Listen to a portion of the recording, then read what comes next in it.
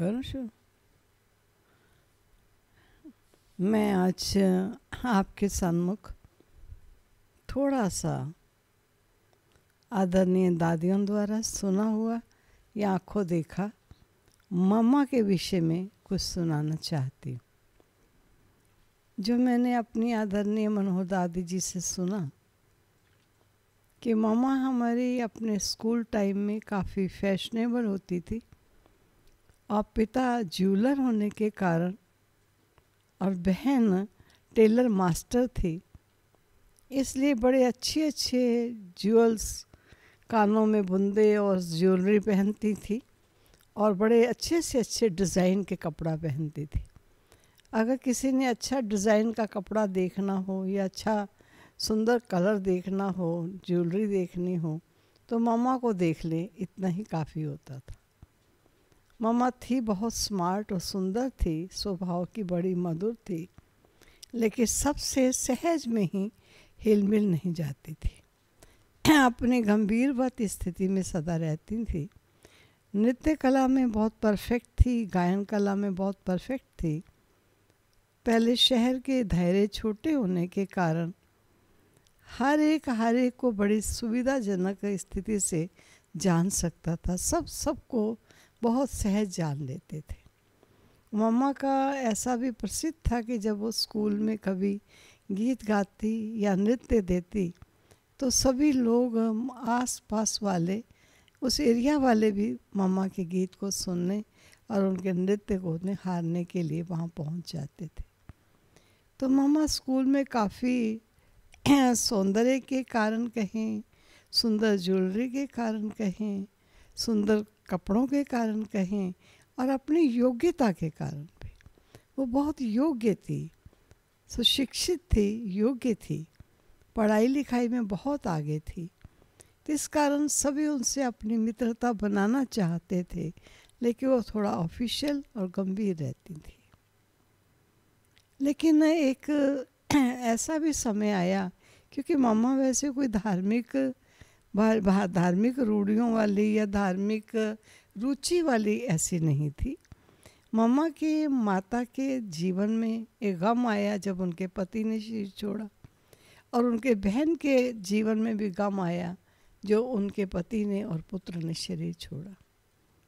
तो मम्मा की लौकिक बहन और मम्मा की लौकिक मम्मी, मम्मा की लौकिक मौसी और मम्मा की लौकिक मम्मी, दोनों किसी ने कहा कि अगर आपको शांति लेनी है तो आप दादा के सत्संग में जाओ, क्योंकि दोनों बहुत रोती रहती थी।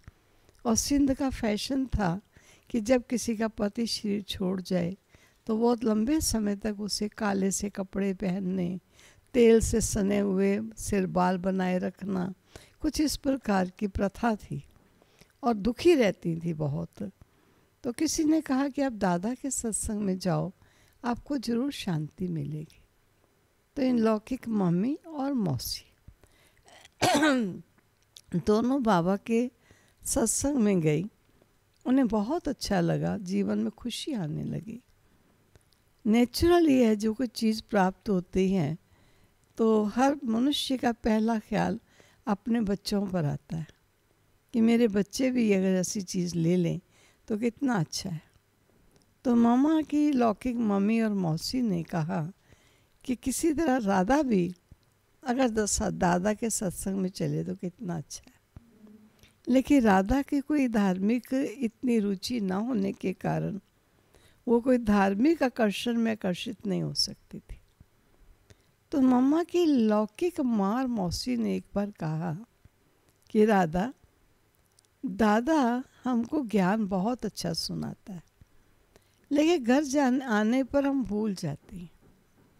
क्या ना अच्छा हो कि आप हमारे साथ चलो और बाबा जो सुनाता है वो आप नोट करो और घर में आके हमें याद दिलाओ।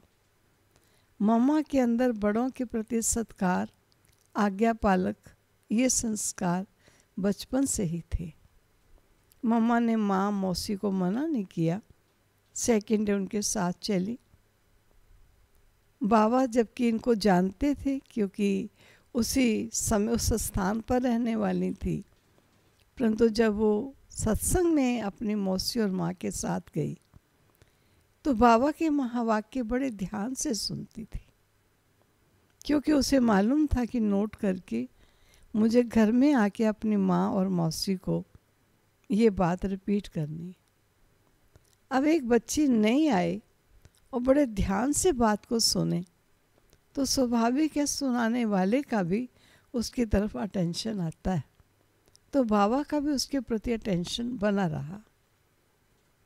दूसरे ही दिन बाबा ने राधा को बुलाया और बुलाकर कहा, राधे, बाबा कंपोज करना गीत को जानता है लेकिन गीत गाना नहीं जानता है।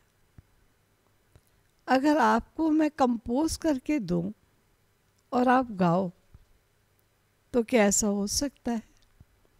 जैसे मैंने आपको बताया, मम्मा का एक गुण था कि बड़ों की आज्ञा पालक को जी हाँ करना। उसने फौरन कहा, जी बाबा। तो बाबा उनको गीत कंपोज करके देते, लिख कर देते और मम्मा उस गीत को गाती। लेकिन गाने से पूर्व बाबा पर्सनली उसको गीत का एक एक शब्द का अर्थ बताते, किस गीत के शब्दों के अर्थ क्या है और ये किस भाव से गीत बनाया गया है। क्योंकि गाने वाला गीतों को जब उसी भाव से बोलता है तो दूसरे के हृदय में जाकर स्पर्श करता है।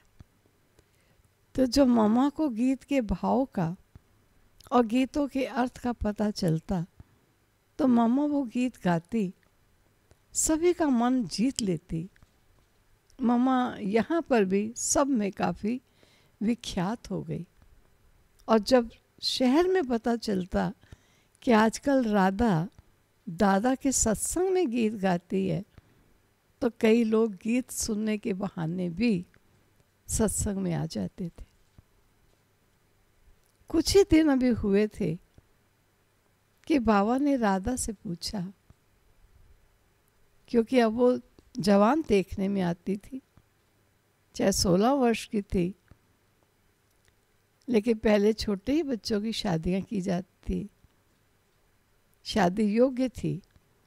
तो बाबा ने पूछा, बच्ची तुम पैंट वाले को वरना चाहती हो या पीतंबर वाले को वरना चाहती हो? किसको तुम वरना चाहती हो? 24 घंटे में मुझे उत्तर देना। मामा ने 24 घंटे तो दूर रहा, तुरंत बाबा को उत्तर दिया, मुझे पीतंबर वाले को वरना है, अर्थात श्री कृष्ण को अपना बनाना है। उस समय यही ज्ञान था कि भगवान श्री कृष्ण है। तो मम्मा ने निर्णय लेने में समय नहीं लगाया और सचमुच इस निर्णय ने मम्मा के निश्चय को कितना बढ़ाया।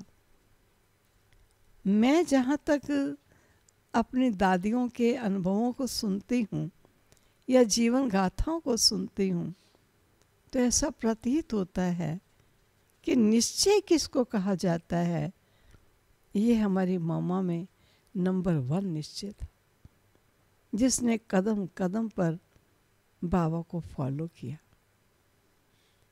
एक बार बाबा को पहचान लेने पर कभी मन मत नहीं चलाई।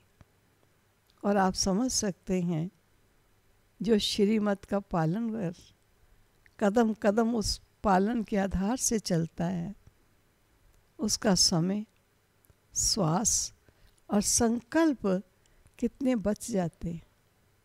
तो मम्मा पहले ही गंभीर थी और काफ़ी गंभीर हो गई कि अब मम्मा को सोचना नहीं, बाबा जो सोच देगा वही मम्मा ने करना है।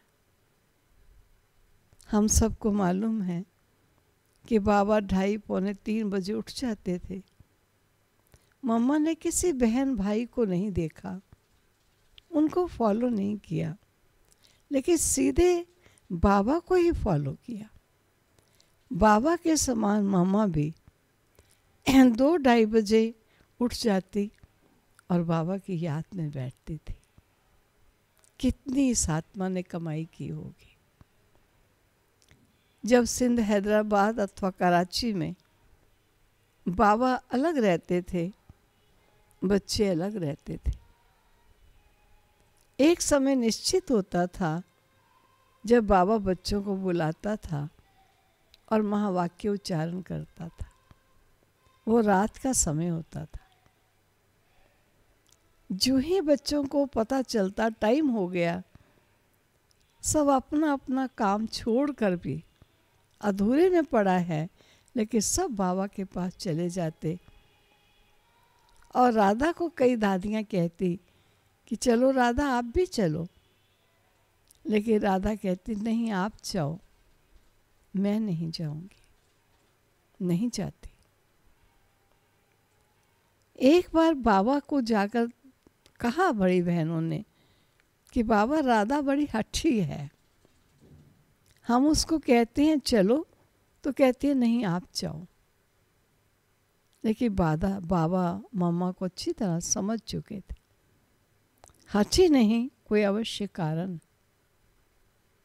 बाबा ने एक बार 2 बहनों को भेजा, जाओ देख कर आओ मम्मा क्या कर रही है। उस समय मम्मा छत पर टहल रही थी और छत पर लोहे का वो दरवाज़ा था, सलाखों वाला, जिसमें अंदर बाहर दिखाई देता था लेकिन अंदर से बंद था।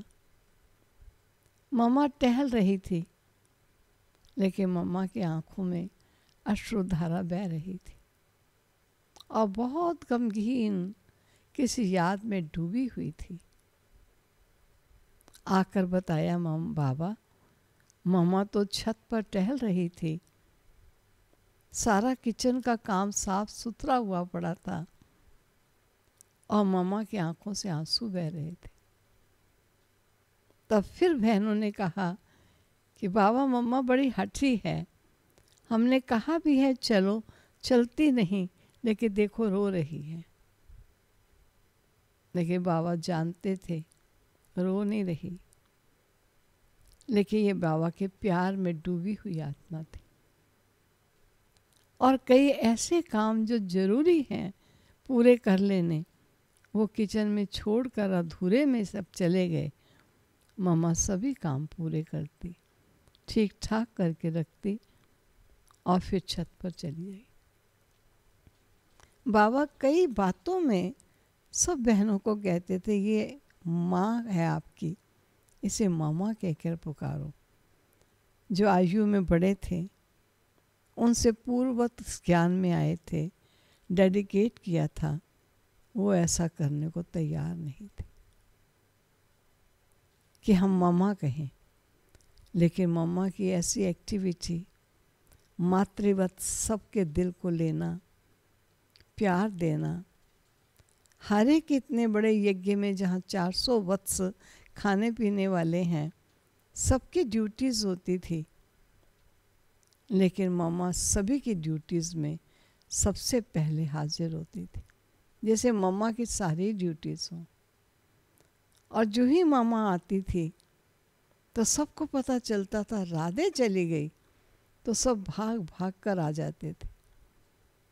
मामा की एक्टिविटीज़ ने, जिम्मेवारी ने, उस जीवन में ईश्वर यज्ञ की पालना और संचार करने में, आगे बढ़ाने में मम्मा के ऐसे महान योगदान ने सबके हृदय से ये आवाज़ कहलवाई कि ये हमारी माँ है। निर्मल शांता दादी बताते थे, सबसे पहले मैंने मम्मा कहकर पुकारा, क्योंकि मैं अपनी माँ को भी मैया कहती थी। तो मैंने मामा को, मामा राधा को मामा कहा, क्योंकि पहले राधा कहते थे, फिर बाबा बाद में उन्हें ओम राधे कहने लगे, क्योंकि यज्ञ में ओम की धुन लगती थी, तो इसलिए ओम राधे के नाम से पुकारी जाती थी। लेकिन उसके पश्चात सब ने मामा कहना शुरू किया और बाबा भी मामा कहकर पुकारते थे। मैंने देखा मामा मधुबन में कुर्ता पहनती थी, खुला फ्रॉक होता था और पजामा होता था खुला। पजामा और फ्रॉक पहनती थी, चुन्नी लेती थी। लेकिन जब बाहर सेवा में जाती थी तो धोती पहनती थी, सूती धोती, बहुत सुंदर प्यार से सीधी धोती पहनती थी। मम्मा शॉल सर्दियों में कंधों पर रखती थी, लेकिन कभी स्वेटर नहीं पहना मम्मा ने, केवल शॉल ही पहनती थी, इतनी ठंडी हो या कुछ भी हो। तो मम्मा ने इंद्रिय जीत थी। मामा हर एक आत्मा को प्यार प्रेम से सींचना आता था। सब बच्चे मम्मा के गले लगकर मिलते थे। कभी कभी तो कोई ऐसी भी आत्मा होती थी जिसके लिए बाबा कहते थे, मामा इसका जहर पी लो, इस आत्मा को पावन बना दो। आप सोचिए कितनी पवित्रता की मूर्ति, कितनी पावन वो आत्मा थी। मुझे याद है उस समय का, जब मामा नावल्टी में, दिल्ली में एक ऐसी धर्मशाला में आप ठहरे आकर, बहुत साधारण सी धर्मशाला थी, और किसी बंदेली के पति ने उनको निमंत्रण दिया था, जिस निमंत्रण को टाल नहीं सकती थी, और मम्मा वहाँ आकर ठहरी। हम मम्मा से रात को, दोपहर को मिलने जाते। कभी ये नहीं मैंने पता किया कि मम्मा स्नान कहाँ करती होगी, मम्मा का वॉशरूम कैसा होगा, मम्मा की किचन कैसी होगी। बहुत साधारण जीवन मम्मा ने जिया। जहाँ बाबा ने मम्मा को जाने को कहा, मम्मा ने कभी इतराज नहीं किया। एक बार कानपुर की घटना में सुन रही थी कि बहुत आर्य समाजी लोग ब्रह्मा कुमारीज के अगेंस्ट बहुत आवाज़ फैलाने लगे, और वो क्रिश्चियन कहकर पुकारते थे, आप हमारे साथ शास्त्रवाद करो, ऐसा चैलेंज करते थे। कहीं भी कार्यक्रम होने नहीं देते थे। एक बार बाबा ने कहा, मामा आप कानपुर जाओ, आप भाषण करो। मामा बाबा की आज्ञा को कभी टाल नहीं सकती। जी बाबा ही उन्होंने कहा। जब मामा वहाँ आ रही थी तो एक बहुत बड़े हॉल में प्रोग्राम रखा, लेकिन सभी का मन थरथरा रहा था कि मातेश्वरी जी कानपुर में आ रही हैं, और अगर ऐसे वैसे लोगों ने उपद्रव मचाया या बीच में क्वेश्चन पूछे तो हम क्या करेंगे। परंतु उनका मुख तो बंद किया नहीं जा सकता था, और मामा तो आ रही हैं, बाबा भेज रहे हैं। प्रोग्राम बड़े हॉल में रखा गया, और वहाँ के वकील थे त्रिलोक चंद, उनका नाम था। वो उस समय स्टेट सेक्रेटरी बने थे। उन्होंने देखा कि सभा में कुछ बाहर के लोग, अपने लोग भी थे, और लगभग आधे से ज़्यादा वो लोग थे जो आर्य समाजी लोगों ने इकट्ठे किए थे, ताकि हम शास्त्रवाद इनसे करेंगे और इनके कार्यक्रम को सफल नहीं होने देंगे। अब मन तो घबरा रहा था, परंतु जो भी होगा, बाबा ने मामा को भेजा है, मामा का सत्कार होना चाहिए, ये सबके मन की श्रेष्ठ भावना थी। शोर मचा हुआ था हाल में। इतने में मामा पीछे के दरवाजे से अंदर आए, और कैसे एक देवी स्वरूपा बड़े धीमे से कदमों से आगे चल रही है। जब कुछ की नज़र मम्मा के ऊपर पड़ी तो आपस में आवाज़ कर दी कि आज हम कुछ बोलेंगे नहीं, आज इनकी मातेश्वरी का केवल मात्र हम सुनेंगे कि ये क्या बोलती हैं।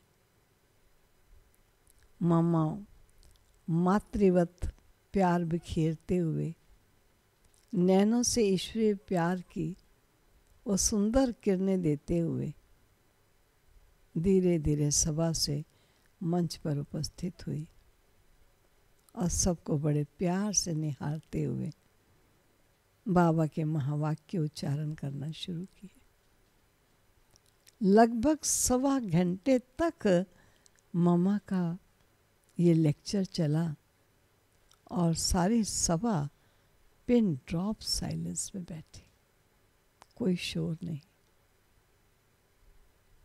कोई कटाक्ष नहीं, क्योंकि उन्होंने पहले ही सभा में कह दिया कि आज हम बोलेंगे नहीं, आज हम सुनेंगे। ये था प्यारे बाबा का प्लान और ये था मम्मा के आने पर वातावरण का परिवर्तन। माँ छोटे छोटे केंद्रों पर भी गई। मैं याद रखती हूँ जहाँ पर मैं जाती थी, कश्मीरी गेट एक स्थान था जहाँ एक हॉल भी नहीं था, केवल खुला सा दलान था और थोड़ा सा ढका हुआ था ऊपर से। वहाँ ही क्लास होती थी। मम्मा वहाँ भी आई। मैं तो ये कहूँगी मेरी जीवन दात्री मेरी मामा थी। जब कुछ समय मुझे ज्ञान में चलते हुआ, मामा दिल्ली में आए हुए थे। लौकिक पिता मुझे सेवा केंद्र में रहने की छुट्टी नहीं देते थे। मुझे बहुत आया कि मेरे जीवन का निर्णय होना चाहिए। मैं दोपहर का टाइम था, 2-2:30 बजे का टाइम। मम्मा उस समय रजौरी में थे। मैं चली गई और मैंने जाकर रजौरी या कीर्ति नगर, मुझे पूरा ख्याल नहीं है। दीदी बड़ी ने कहा भी मम्मा थोड़ा रेस्ट कर रहे हैं, अपने साथ कहा लेट जाओ मेरे साथ, आप भी थोड़ा रेस्ट कर लो, जब मम्मा उठेगी तो मिलना। जब मम्मा उठी तो मैं मम्मा के पास गई। मम्मा ने बड़े प्यार से मेरी भुजा को पुचकारते हुए मेरी तरफ निहारा। मेरे आँखों से आंसू थे। मैंने कहा मामा, आपको मेरे जीवन का फैसला करना होगा। मामा ने कहा क्या फैसला? मैंने कहा पिता सेवा केंद्र पर नहीं रहने की अनुमति देते और मुझे सेवा केंद्र में रहकर अपना जीवन यापन करना है। मैं बाबा की बनकर रहना चाहती। मामा ने कहा ठीक है, मैं नंदा जी, उनकी कास्ट थी, मैं नंदा जी से बात करूँगी।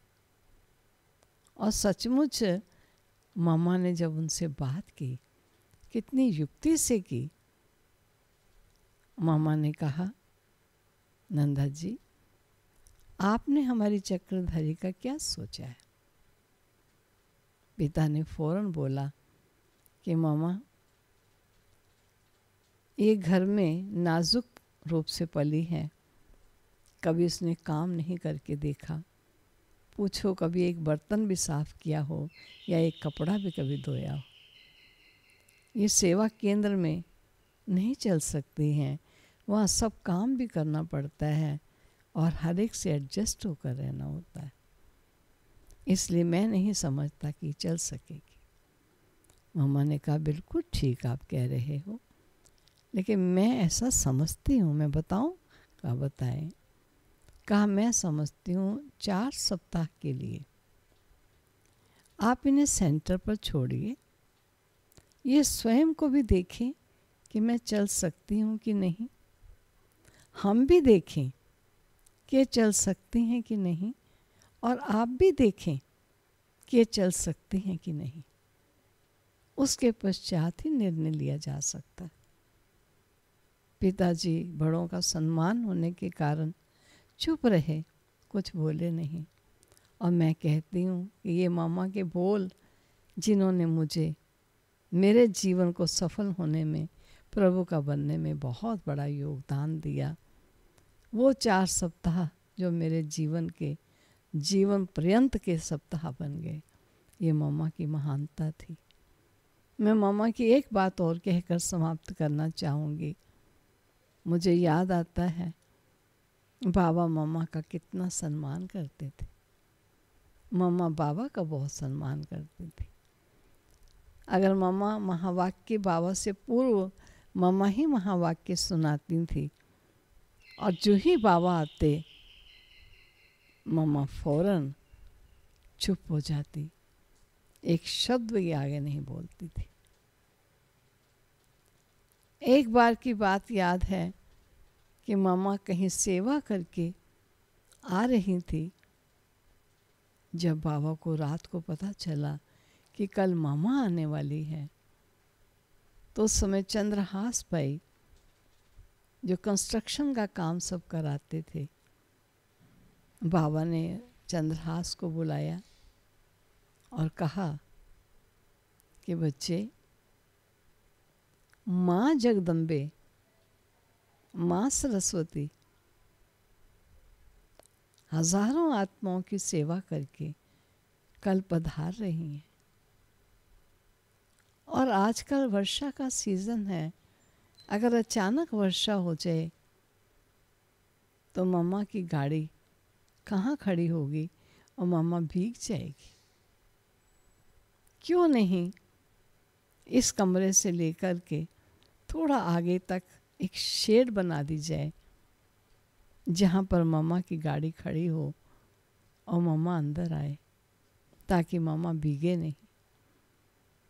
भाई ने कहा, बाबा इस समय सब मजदूर मिस्त्री जा चुके हैं, इस समय ये शेड नहीं बन सकेगी। बाबा ने कहा, नहीं बच्चे, माँ काली, माँ सरस्वती जगदम्बे आए और वो भीग जाए? नहीं, यहाँ शेड बनानी है, टेम्पोररी शेड बना दी जाए। बाबा ने उसी समय टीनें इकट्ठी कराई और बल्लियाँ इकट्ठी करा करके स्वयं पूरा समय खड़े रहे और टीन की शेड लगवा दी। और जब मामा की सुबह कार आई तो मामा कार से उतरते ही भीगी नहीं, लेकिन उस टीन शेड की बनी हुई उस छत के नीचे मामा की गाड़ी खड़ी हुई और मामा कार से निकले। तो मामा के प्रति बाबा का बहुत सम्मान था। स्वयं कभी बाबा एक फूल भी स्वीकार नहीं करते थे, लेकिन जब दिल्ली में मामा एक बार आई, तब दिवाली का समय नज़दीक था। मामा ने कहा, मामा को खूब सजाना, मामा को खूब सजाना, बहुत रौनक करना। अरे माँ जगदम्बे तुम्हारे पास आई है, मामा को फूलों से सजा देना। दिल्ली के भाई बहनों ने मिलकर एक सुंदर सोने का, जहाँ लक्ष्मी की गिन्नी जैसी होती है, ऐसे लक्ष्मी बनी हुई थी। वो लक्ष्मी की गिन्नी का हार जो गले से लेकर पाँव तक लंबा था, वो बना करके मामा को पहनाया। तो बाबा हमेशा कहते थे, बाबा नहीं फूल स्वीकार करेगा, क्योंकि शिव बाबा पुराने तन में आया, वो कुछ नहीं लेता है, तो ये साकार नहीं लेगा। लेकिन मम्मा को ज़रूर सजाओ, मम्मा की खातिरी करो, मम्मा को ऐसे सत्कार दो, रिगार्ड दो, बहुत मम्मा का सम्मान कराता। तो ऐसी हमारी प्यारी माँ, जिसने एक एक की इतनी पालना की, कितना स्नेह दिया, कितना प्यार दिया, कितनी लालन पालन दी, और उनकी कमियों और कमज़ोरियों को इशारा नहीं दिया, लेकिन कमी और कमज़ोरी को समाप्त करने का बल भरा। ऐसी थी हमारी प्यारी माँ, जिस माँ के विषय में सुनाने लगो तो दिल चाहता है सुनाते ही चले जाओ, पर मुझे इतना ही मैंने कहा था, थोड़ी देर बोलूँगी, तो मैं आपको थोड़ा मामा के विषय में सुनाया। ओम शांति, ओम शांति।